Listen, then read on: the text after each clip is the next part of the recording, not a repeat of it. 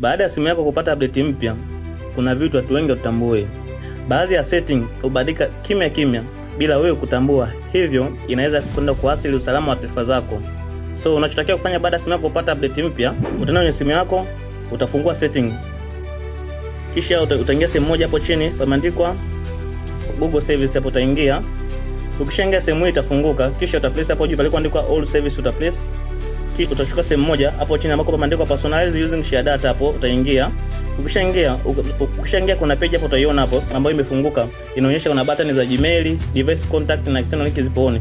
So utachoka kufanya, utazipress off button hizo. Ukishapress hapo utaweza kuzuia wale developer kupata access to taarifa zako moja kwa moja kutoka kwenye simu yako. Na hizi button hizi ziliwaka baada ya kufanya update kwenye simu yako. So kila baada ya update hakikisha unatembelea sehemu hizi na una turn off ili kuzuia data zako zisiwe shared bila ruhusa yako. So kwa update na tactic kama hizo, hakikisha umefollow this account, umelike, umesave na kushare video hii kwa ndugu jamaa na marafiki, tuweze kukua kizazi kwa pamoja. Asante.